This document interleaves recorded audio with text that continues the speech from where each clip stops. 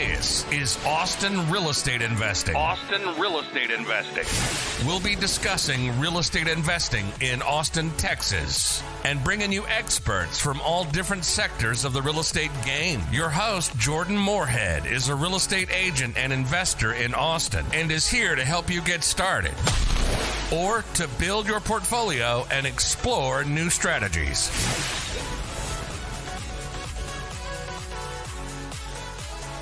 Hi, this is Jordan Moorhead, and this is the Austin Real Estate Investing Podcast. Today we've got Naaman Taylor on, and Naaman's going to tell you all about what he's doing with wholesaling and how he's just absolutely crushing it with rentals at the same time. Hey, Naaman, how are you? Hey, what's up, Jordan? How you doing, brother? Great to have you on, man. I know we've known each other for a while, and we've done a few deals together, trying to do more always. But for our guests, could you tell everybody who you are and how you're involved with real estate investing? Yeah, first, thanks for letting me jump on here and share my story, my business, etc., on your platform. I appreciate you allowing me to talk to your subscribers, to people that listen, and all the people in your network. So thank you, first off, before I start sharing, for the opportunity to jump on here and talk to the people that are subscribed to your channels here. So Naaman Taylor, I was in the Army for 13 years. I got into real estate investing a few years ago. Completely changed the trajectory of what I thought my life was going to be and who I was going to become. And that was all due to taking massive action, networking, and just putting my money where my mouth was. The last year has just been hard work, where the rubber meets the road. I recently got out of the military about 60 days ago. So I didn't know you were out, man. That's awesome. Congratulations. I got like a little 30-day beard here. I shaved it a couple of times before. So yeah, I've been, now I was doing most of my investing part-time. Mm-hmm. And now we've made the transition for the last 60 days to full-time. So it's going to be a lot of fun. That's why you hear me say, I'm so excited for what's to come. I'm so interested to see what we're able to do full time, because there were a lot of limitations on our business for a long period of time there while I was in the military. But I started out in this space burning houses. I was stationed in Germany, and I was burning houses in Dallas, Fort Worth. I started just watching podcasts and figured, all these other people are doing it, why not me too? And that's where I got started, was burning. Then the market started to change, as everybody knows, the end of 2020, all of 2021. We decided to pivot our business from the burst strategy to wholesale and flip. So we flipped houses for most of the year and wholesaled a bunch for most of the year 2022. And then now we're pivoting right back to buying houses again. But we've built this wholesale company where we can get direct to seller. So we can wholesale some and keep some. I think they said, keep the best and wholesale the rest is kind of the slang for it. So that's kind of our business model now: partial acquisitions, partial wholesale, and we still keep some to flip if we have to find a different funding partner, et cetera. But I'm excited, man, to keep growing in this journey. We're very young in this space. I've partnered up with some of the titans of the industry, if you will. A friend of mine out of Fort Worth, RJ Bates. We've come together and built an educational platform. We just had a crucible last week. So we're doing a lot of different things with a lot of different people to just build our brand, get known in this space, buy as many houses as possible, and wholesale the ones that make sense, man. So that's a little bit about me. Okay. And thank you for your service too. So I know that you've been in the military for 4 years now, or you were? I did 13 years. So 13. Wow. Yeah, and while I was in, I deployed to Iraq. I deployed to Afghanistan. I lived in Korea for a year. I spent 3 years in Germany. So I got to see a lot of places I didn't want to see. So in some places I have some of the best memories, of my life over in Europe. So I got to see a lot of places, but I did definitely over a decade of service since I was 18. That's amazing. Again, thank you for your service. And, I've known you for probably about a year, and I've followed you and seen all what you were doing while in the military. You know, you're building a family, building a life, building a business, helping all sorts of other people build businesses. And that's so impressive. I can't wait to see what you're able to do with all of your time. That's amazing. So congratulations again, man. Thanks, brother. Yeah, I think we got connected. You came on Diego's The rat race.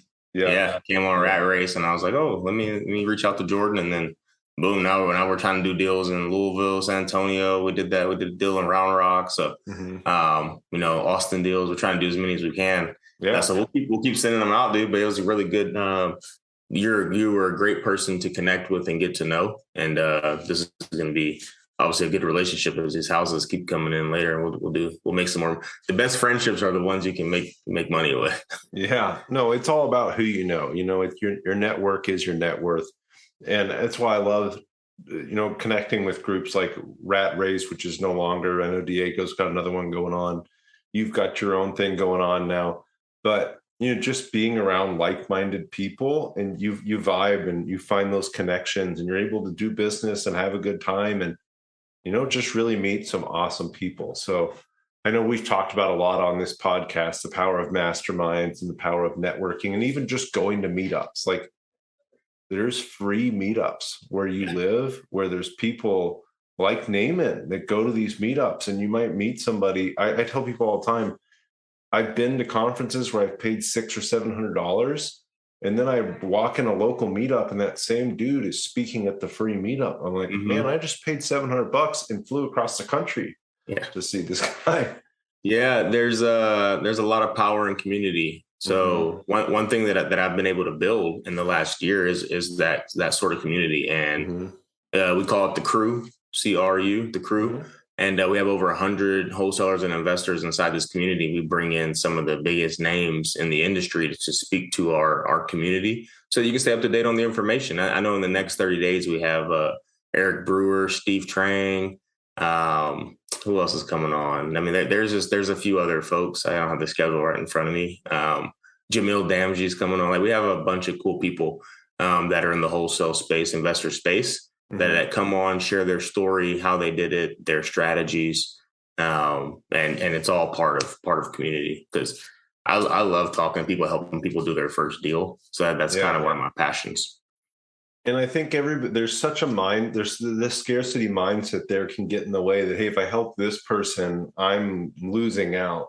But I think you and I have probably both found that the more people you help, the more it comes back to you. So there's just so much power in helping people get started and helping people get going. And the more people you can help, the bigger your world is going to get, and the bigger your business is going to get.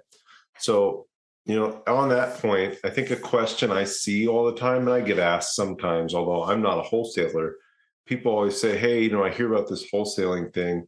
How do I get started wholesaling? And I'll add what I tell after, but I want to hear what you've got to say on how do you get started wholesaling, if that's something you're interested in. Yeah, it depends on where you are in your financial journey. So I know guys that had $50 million companies that made the switch to wholesaling, and they've done, millions of dollars in a year. I know people without a job that started wholesaling, and they've made $100,000 in a year. So it really just depends on who you are and where you are in your journey. So I'll answer the question two-part. If you have no money, you should find someone that is wholesaling and work for them for free. Find them houses, JV with them, which is joint venture, send them deals, help them make money, and they'll show you the game. One thing you can do to find those houses is driving for dollars, which you get in your car, you drive around neighborhoods that investors want to buy houses at, and you find the houses that have tall grass, broken windows, boarded up houses that need to be fixed up. That's what we're looking for, something you can invest your money in to make a better, end product. So if you don't have any money, drive for dollars, find somebody that is wholesaling and team up with them. Ask them what they need and then work for them for free so that you can learn the game and make some money that way. Now, if you have a bunch of money and you're like, hey, I just want to change in the industry, you should probably join a couple masterminds, figure out all the different extra strategies. There's a bunch of people you can pay a lot of money to learn and cut the line faster. That's something that I did. I sold some houses and saved some money. And I was like, all right, I don't want to take 2 years trying to figure out how to wholesale. So I joined multiple masterminds, hired the best coaches, put a lot of money into marketing. That way I could get further faster. I could cut the line and have to wait outside to figure out how to get into the club of wholesaling, and so that's one way to do it, is to, you can pay to play, so to speak. And if you're kind of in the middle, there are some cheaper masterminds that you can join.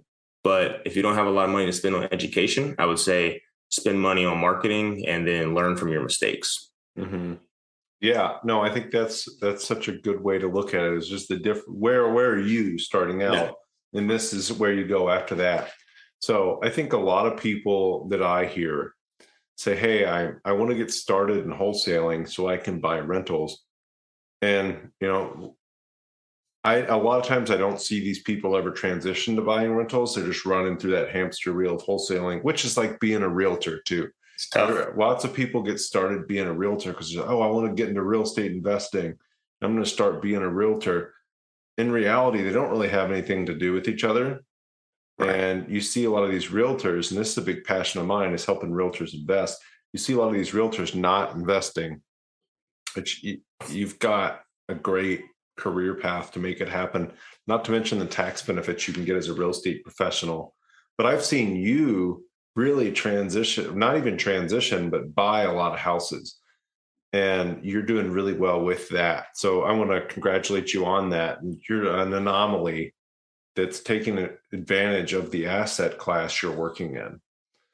Hey guys, this is Jordan Moorhead here, and I wanted to ask if you could do a huge favor for me. If you could go leave a review for this podcast wherever you're listening to it, that would really help me get this into the hands of other people that are interested in information about Austin real estate investing, and I'd be able to help more people. Thanks, guys. When I talk to people about wholesaling, and I've never wholesaled. I've wholesaled a couple deals, but I've never wholesaled as a career. I've bought a lot of houses from wholesalers, and my advice to everybody is, hey, find a great deal. Find the deal, and the rest will fall in place. Yeah. What's funny is I'm actually a real estate investor, right? Yeah. Like I'm a real estate investor. A lot of people are wholesalers or they're agents, right? So either you're a wholesaler or an agent. As a wholesaler, you're into sales and marketing, right? This isn't real estate investing. And then as an agent, you're helping other people buy houses. This is not real estate investing. This is also sales, So it's kind of funny when people say, I'm a real estate investor. Oh, what do you do? Well, I'm a wholesaler, or I'm an agent. And I'm like, oh, do you buy houses? Do you flip houses? What is it that you actually do? Do you actually control an asset ever, for a long period of time? And the answer is no. Then you're not actually a real estate investor, in my opinion.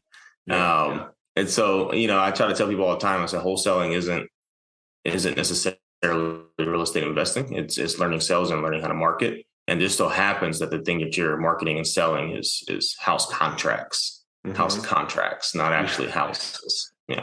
Yeah. And I think that's an important distinction there too. At the same time, when you're doing these two sales and marketing deals, you're learning a big part of what it is to be a successful real estate investor. And then you just need to plug in that back end piece of buying and managing the asset. I just asked somebody, right? If you want to find out they're actually a real estate investor, ask them when's the last time they bought a house. Right. And we're like, well, actually, I don't own any houses. Yeah. I just did 10 deals in the last, 2 months on wholesales. And it's like, okay, well, you're a great marketer and salesman. You're in sales.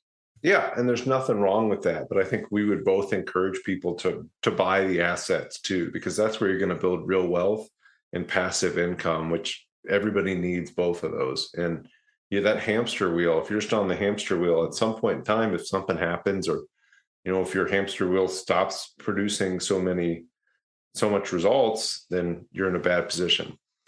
So Naaman, I know you've been real estate investing for a few years. You've been working as a wholesaler I would assume you've been working as a wholesaler for a decade, just because you talk with that confidence and you're that good at what you do. I would have no idea you hadn't been doing it for a decade. I don't know if you have or not, but what initially attracted you to real estate investing? I was in Germany and the pandemic happened. Right. So I had just been on mission doing the Army. I had bought a couple of houses with my VA loan, but I wasn't an investor. I didn't have an investor mindset. I just bought these houses because I needed somewhere to live. So I bought my first house when I was like 24 years old. and I used my VA loan and in Killeen, Texas, right? You're not too far from there. No. So I bought a duplex there, and I lived on one side for free and rented the other. This was in 2014, so there was no like house hack and all the keywords. I didn't know anything about that. I just didn't want to pay any money, or I was cheap. So I was like, I'm gonna buy a duplex, live on one side, rent the other, and then I also rented the master bedroom of the house I was living in. So I was like getting paid to live there for sure. That's awesome. And then I bought a single family house in Killeen. So that was like my initial break into real estate, but not as an investor. And it wasn't until 6 years later that I started watching Bigger Pockets on YouTube in Germany. And I watched, 200 episodes in like 2 months. And I was like, okay, I feel pretty confident about buying a house. So I reached out to a guy whose podcast on Bigger Pockets I had heard, and I asked him if he would be my mentor. Because in the Army, we always had to train the trainer, a mentorship, some sort of sergeant, somebody's in charge, right? Even when you're the boss, someone else is still in charge. So I thought it was a good idea to reach out to somebody. So I reached out to this fellow. He said yes, and he plugged me into all his connections in Fort Worth. And I also wanted to buy houses there as well. And I pulled the trigger on a house from Germany, 5,000 miles away in Fort Worth. I still own that house today. Wow. I'm actually replacing a roof on it next week. And it all started right there. Like I had such anxiety from buying that first deal because I'd never seen it. I just saw that property maybe a month ago. I went there and shot some content. And the first time you saw it was a month ago, and you bought it how many years ago? Over 2 years ago. 2 years ago. That's awesome. Yeah, I'm like, hey, if I hire the GC, like I was virtually, right? I should probably coin that phrase. I was virtually burring, and I think I did that like 10 times from my barracks room in Germany, and that's how I got started. Was just taking massive action across the pond, really, believing in what I had educated myself on, and then trusting my process. Because a lot of people, they won't even do their first deal in their backyard, and it blows my mind when people are like, oh, I need to go see it. They don't even know how to fix a house themselves. So I'm really curious why they want to go see it. Just makes them feel better, I think. But yeah, I really just trusted the education that I had got from these podcasts and the mentor that I had hired, and pulled the trigger on that. And, that's how I got started. I think sometimes, you talked about the virtual burr. I have not seen quite a few of the homes that we own, my partner and I, but he has. I trust the people that went and saw them. I think when you think that you have to do everything, and I found this in any business, when you think that you have to do anything, you really limit yourself. You say, I'm the only person that can do this. Or I have, like you said, I have to go see this house. But actually, I know nothing about construction. I know nothing about inspecting homes. What am I going out there for? Yeah. It's like, do what you're good at. If you're good at finding deals, like you are, Naaman, go find more deals. Go find more people that are going to help you find deals. Don't go inspect every home and spend your whole day doing that, or flying across the country to see a $50,000 house. So, I think, some of the questions I get asked a lot. Have you wanted to be part of GoBundance, the tribe of millionaires, but just haven't hit that millionaire status yet? Well, now you can, not even being a millionaire, by joining our new program, GoBundance Emerge. My name's Jamie Gruber, creator of GoBundance Emerge and member of the GoBundance community. And now you can join. GoBundance.com/emerge. GoBundance.com/emerge. Use code Jordan for $100 off this 12-week goal-setting program and mastermind that'll propel you to being a whole life millionaire. Around wholesaling and how do you buy a wholesale deal? So I don't recall how y'all do it.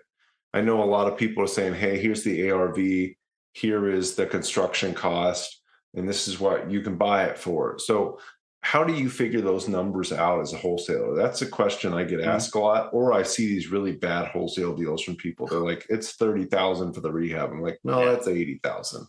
Yeah, the problem with that is most wholesalers are not also investors. Mm-hmm. So they don't know what a good deal looks like. They've never burned a house or flipped a house. They only just did an assignment of contract. Mm-hmm. So I don't necessarily run numbers on every deal that I do, because what I can get a house fixed for in Austin, Texas is different from what you can get a house fixed for in Austin, Texas. Yeah. So I can say, hey, this is how I came up with my number, a rough price per square foot on this deal.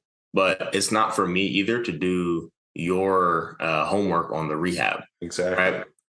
So people see bad wholesale deals, but people still buy bad wholesale deals too. But the way that we do it is one of my superpowers within this space is because I have this BRRRR background, flip background. I can analyze, underwrite, and comp a deal really fast. Mm-hmm. We use a couple of different softwares for that to figure out, what a house is worth, what are the comparables, MLS, et cetera. And I'm really good at that part. So once I understand what a house is worth, we typically, depending on who we're selling the house to, will reduce the price based on the end buyer. I think with the end in mind most of the time, who's going to buy this house from me? That's what I need to get this house locked up at. So if we're selling to a hedge fund, typically it's around 80%. We're selling to a landlord, 70%. We're selling to a fix and flipper, usually about 70% minus repairs. That's how we're going to determine what we push the deal out at, minus our fee, of course, on top of all that. Mm-hmm. No, that makes a lot of sense. And I think, the key takeaway I found in what you just said there for newer wholesalers is, hey, always don't focus on finding the rehab cost for this deal. Just figure out what you need to sell it at to the end buyer rather than getting too caught up in that. So I see a lot of, I don't need to see your rehab costs. Like you just said, my rehab costs are different than your rehab costs. Frankly, I don't care what your rehab costs are when I get a wholesale deal, and not you, name it. Just anybody. Yeah. Because I know I'm going to pay a certain amount. The main thing that ties up most deals with buyers and wholesalers is the ARV. Mm-hmm. Right? We never agree what the house is actually worth, and that's why I think we do better than a lot of people, because we actually know the values of homes. So I'll send you a deal. Let's say I was a bad wholesaler. I'll send you a deal. I'll say, hey, this deal is worth $300,000. I'm asking $200,000 for it. And you go, well, the house is only worth $250,000. Mm-hmm. How can you ask for $200,000? The ARV. I go, oh, here goes a comp for you right here. And you go, as an agent, you're like, I'm just plugged this into the MLS. You're like, there's no way that house is worth that much. Yeah. And that's where you can get a little tricky on figuring out your fee if you don't know how to run comps and get an ARV, let alone the construction numbers. It's really the ARV you got to be able to boil down. Yeah, no, that's great advice too. I've seen lots of wholesale deals, especially wholesalers here in Austin. They'll say, oh, this house is worth X. And I'll look at the comps and I'll say, no, it's actually worth Y. And that's 20 or 30% less than what you're saying. What you've provided as comps are not comps. So I think your advice of get really good at figuring out ARV and get really good at comping properties is really important if you're interested in wholesale or just really interested in any sort of investing where you need to know what the after repair value is going to be. I think that's a good skill for any investor, but if you're going to BRRRR or if you're going to flip, you absolutely need to be an expert at that stuff or it can cost you a lot of money. Yeah, and I think a lot of people that listen to your podcast are going to be people that want to buy and hold, not necessarily be wholesalers. Yeah. So I would tell them, don't get into this business if you are not prepared to put out fires, if you're not prepared for hand-to-hand combat, because this is not retail real estate. This is dealing with distressed people and distressed homes, like very high level problem solving. Mm-hmm. So maybe the $10,000, $20,000 fee for the house is worth it, because you got to spend a lot of money on marketing as well to find these leads. So it isn't like this business is just something you can jump into and think that it's going to be easy for you to figure out. It might be better just to be an investor for a lot of people. I think a lot of people want to be a wholesaler and end up just being an investor instead of that, or fixing and flipping houses instead, because this can be a dirty, nasty game, but it can be worth it. Yeah, no, and I think you bring up a good point there. So something, I think newer investors don't get a chance to understand is dealing with a distressed seller is never easy. Even if it's just a distressed seller that owes too much money on their home, that's a really stressful situation. Mm-hmm. But like you mentioned, sometimes these people are under so much stress, and maybe there's something else going on, mental illness, whatever. Hoarder houses, that's a mentally ill person, like that. Yeah. Don't expect that just to be, oh, the house is dirty. It's going to be hard to deal with somebody like that. We're actually dealing with one right now. But, something newer investors need to know is, there's different levels of stress you can deal with as a real estate investor, and they have different levels of payoff. But like you're saying, you can be a buy and hold investor and use a property manager and have almost no stress, or you can invest passively in somebody else's deal and really not have any stress at all and not do any work at all. But I know returns are plenty of people that are like that. They call me and they go, "Hey man, I got $200,000-$300,000. You want to borrow it at this percent?" So because they just want a return on money and they don't want to deal with the problems that I deal with. Mm-hmm. They don't want to deal with the headaches that I have to deal with. They don't want to manage people. They don't want to have to make these phone calls. Because let me tell you, that's the secret sauce to this. If you're not good at sales, being on the phone, dissecting people to get these deals under contract, because people think like, oh, you're lowballing everybody. I have to find a deal very cheap so that I can give you a deal so that you can make money too. Mm-hmm. Yeah. We both have to make money. And let me tell you, you don't want to do what I do. So that's why there's a fee in between what I do and what you do. And that's why the price is so low. So if everybody's out there getting those phone calls, I'm sorry, I know you're getting them, but someone has to do that dirty business in order for everybody else to flip houses and make it look cool on TV. Yeah. No, good point. And I know you actually you're very fair with your wholesale fees. I know you're not trying to rip anybody off, but like you said, everybody's got to make money. So you've got to get it a little cheaper. That you can't pass that same deal on to the end buyer. And it's hard. It seems to be hard for people to understand sometimes, but it's a business, and a business can be a win-win for everybody, but it needs to be a win-win for everybody too. It can't just be you win, as in the buyer wins. Like Naaman's got to win too, or he's not going to spend. I know investors and wholesalers that spend hundreds of thousands of dollars every year on direct mail. Jordan Moorhead here. Really quickly, wanted to tell you a couple other ways you can keep track of us. If you want to listen to all these podcasts and ask questions, the Moorhead team on YouTube is the best place to be. And then Austin Real Estate Investors on Meetup is a great place to keep track of all of our meetups we have going on. Mm-hmm. So much money. I think we spend like $20,000 a month right now between cold calling, PPC, Facebook ads, YouTube ads, mail, texting. I mean, it's a lot of things that we have to do to get these houses under contract. And the way that a lot of people go about it is they try and mark up every deal as high as they possibly can and screw their buyer, or don't get a good buyer. I'd rather do 5 deals with you and make 3/4 of the money than do one deal with this person, one deal with that person, one deal with the next guy. Because I'm always hunting for the next person to buy my deal, versus I get a deal and I just go, let me just call Jordan really quick, see if he wants this one. Also, I'm in the repeat business, the relationship business, not let me make squeeze every dollar I can out of every single deal, because it'll be really hard to build a good relationship with people when they feel like you're not leaving them any money to make. Oh yeah, no, your business, it stops every time you do a deal. You got to go out and find that next buyer and do that. But you've already got all these buyers waiting because you treat them right. You find these deals and just serve them up to these people. Hey, I'm not, and I do this too. We don't. If we have a repeat customer, we give them a deal because we continue to do business with certain people, and in the long run, you make way more money treating people well than you're going to make gouging each one person. Yeah, I think that's hard to understand. I'll give somebody a pro tip too. If they're listening and they're a wholesaler, your highest offer is not always your best offer. It's not, that person is not always going to close. That person is not always going to be easy to work with, right? That person might not even actually have the money, right? So you got to go to the people you trust, because once you assign this contract, can't do it again. You got to wait. Right. So consider when you're moving these deals, consider doing with people that you know, that you trust, that you verify that they have the funds. All right. Because some people are just out here locking your deal up, trying to move it again.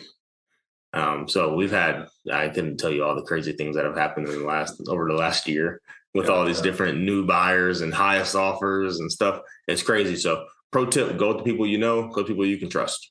Mm-hmm. Get the deal done, move on. Love it. Get the deal done. Yeah.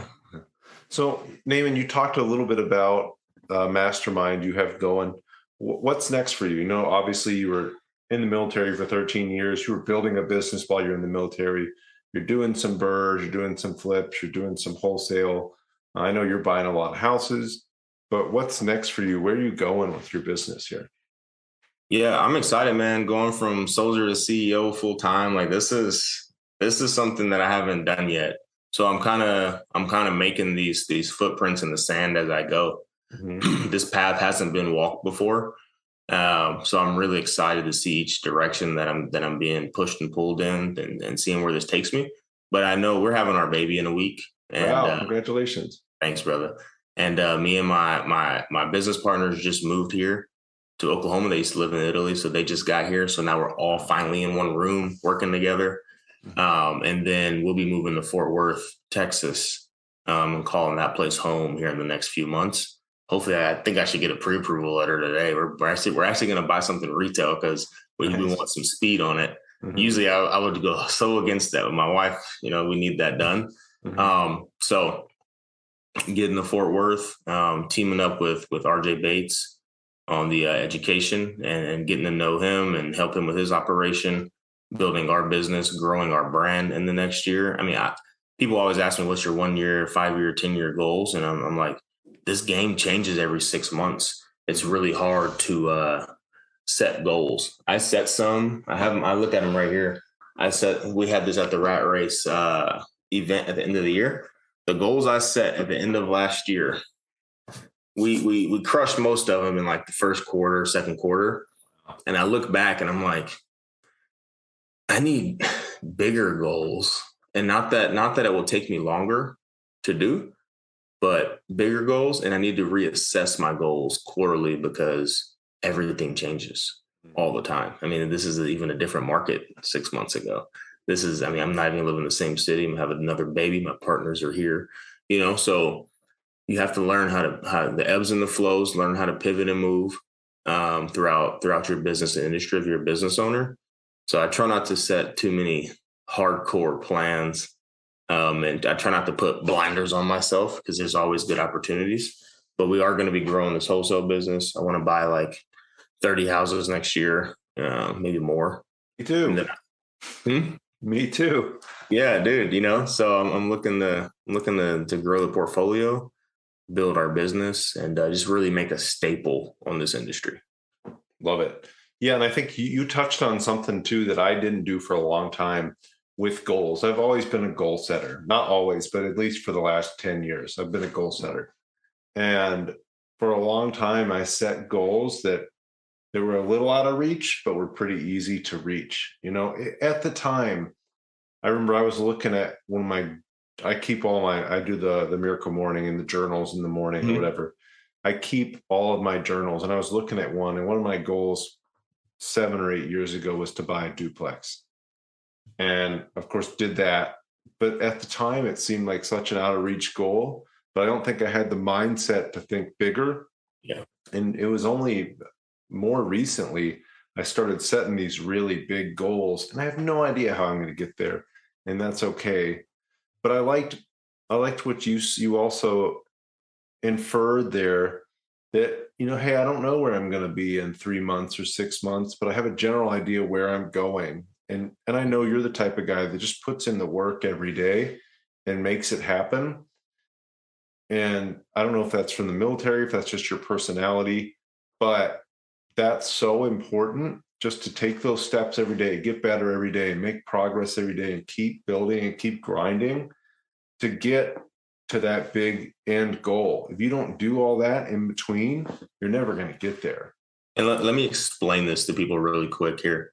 I've been doing this now for a little over 2 years. And 2 years ago, right, there was nothing in my mind about doing podcasts. There was nothing in my mind about growing a social media page, running a real estate community. I didn't even know what wholesaling was. There was nothing about flipping houses. There was only BRRRR strategy, right? There was nothing. I mean, owning multiple businesses, starting another business, speaking at events, right? I'm doing stuff like that now. Coaching people through what I did, sharing my story on across different platforms. Like, there was none of that in my mind. I just wanted to BRRRR a few houses and get some cash flow, right? So when you're like, where am I going to be in 6 months? I truly mean I have no idea, because like all of that stuff stemmed. You never know what the next domino is and which direction it's going to take you in. There was no like working with RJ Bates. Like there wasn't any of this stuff that was in my mind. I mean, who knows what the possibilities are? And one thing I do, I take like massive action when opportunities come.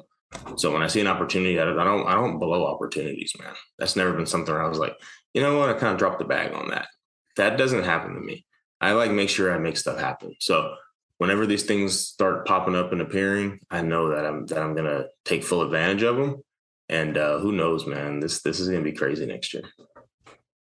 I really like that, because it's so easy to say, I want to do this and this and this and that, and just get lost in the all the different possibilities, and you never do anything. You said 2 years ago, I want to start BRRRing properties. And you started to BRRRR properties. But when you got good at starting to BRRRR properties, then wholesale came up, then flipping came up. But it was only because you got good at BRRRR. You know, it's easy to have all these different goals and get really caught up in all these different possibilities and try to do them all at once. And then you really never get anything done. But yeah, I like your style. You're saying, hey, I'm going to do this. I'm going to do it really well. And I'm going to master it. And then when an opportunity pops up, I'm going to jump on that too. Here's a funny one for you. You say, how'd you get into wholesaling? Oh, I started BRRRing houses. Yeah. Yeah. It makes no sense. Oh, I started BRRRing houses, so now I'm a wholesaler. Right. But like, there's so much in between those things that got me to this point. But that's kind of what I'm trying to get at, man, is like, just get started, take the action, be disciplined. Don't skip the seminar. Don't skip the podcast. Make it to the mastermind meetups. Make it to the free events, because so many opportunities are going to appear. And all you're doing is trying to form relationships when you do all these things. And that affords you the opportunity to talk to people that are like-minded or doing something that you want to do. And it opens the door. And then it's for you, right? Once the door is open, to what's the word I want to use here? To manage that relationship. Because when the door opens, don't just look in the door and then let it close. So many people, sometimes you get in the same room as somebody and you'll take a picture with that guy and then you'll leave in the DM.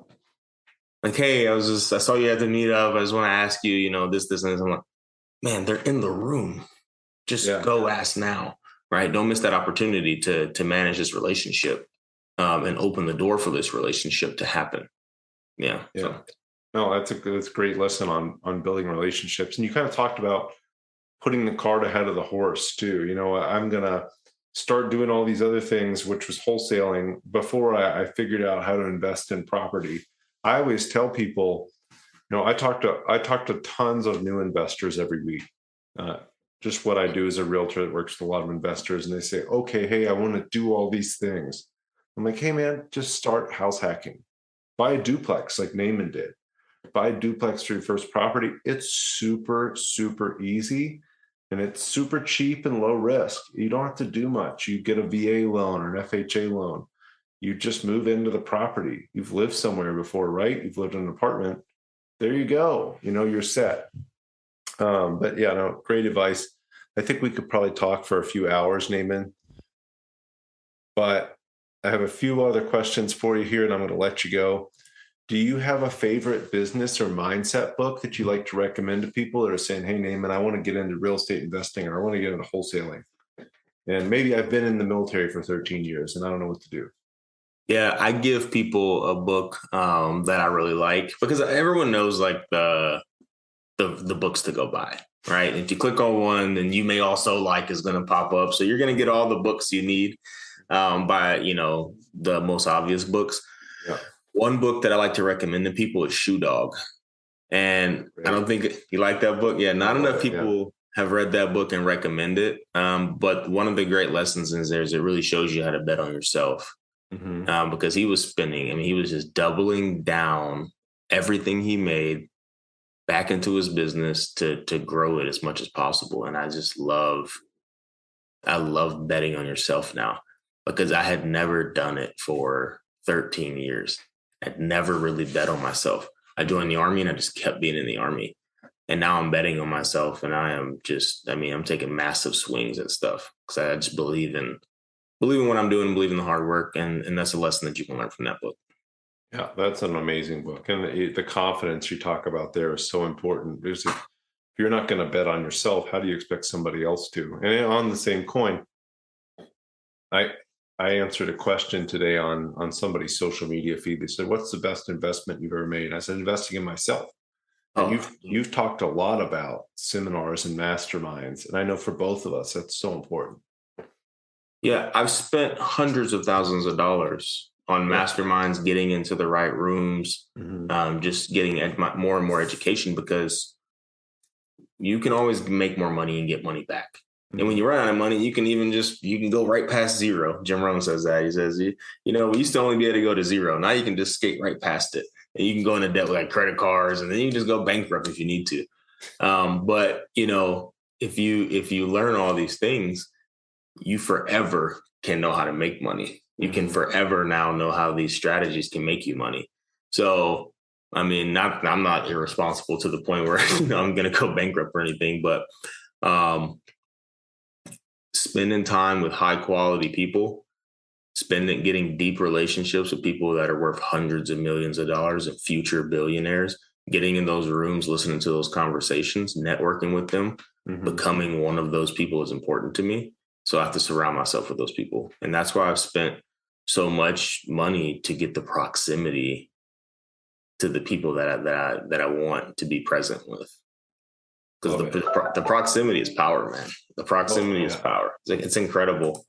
Some of the rooms that I've been in and some of the guys I've shook hands with, and just knowing like I'm half his age and we're going to do some business together. Like I got time on my side, so yeah, awesome. So important. I love the time on your side. What are you, 32, 33? 32. Yep. 32. That's awesome. Yeah. You probably got, in all reality, and people probably think I'm crazy when I'm saying this, you probably have 100 years left in your life with modern technology and where stuff's going and making good money. You probably have 100 years left. Yeah. I mean, the goal is to be a billionaire. So I'm like, if I got $1 billion when I'm 90, 100 years old and I can't stay alive, damn. Yeah. It'd be a bummer. Well, you're going to live to 130. So if you get to there by 90, you'll be able to enjoy it for at least 40 more years. Yeah, it's going to be awesome. I mean, it's the velocity of technology right now is crazy. Yeah, so crazy. And biotech too. We haven't even scratched that stuff. So Naaman, I know you've got a mastermind. What's the best way for people to get a hold of you, and what's your mastermind? How can they find out about that? Yeah, so just DM me on Instagram at Naaman Taylor Investor, Naaman Taylor Investor. That's the best place to reach me. I don't even have a business card or anything. Instagram is my business card now. It just gives massive credibility. So I know people hand me a business card all the time, and like I have a bunch of them sitting right here. Like it's so. Whatever. When am I going to look at this? I have no idea, but I'm always on my phone. So I know that I've done tons of, business through Instagram. I've borrowed hundreds and hundreds of thousands of dollars. I've done JVs. I mean, sometimes I don't even text people because they'll get back to me quicker on Instagram.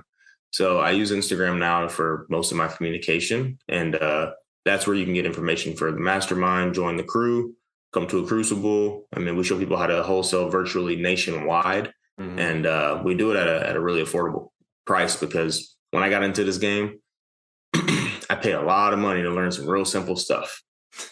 Real simple stuff. So if you're listening all the way to the end of this podcast, you deserve it.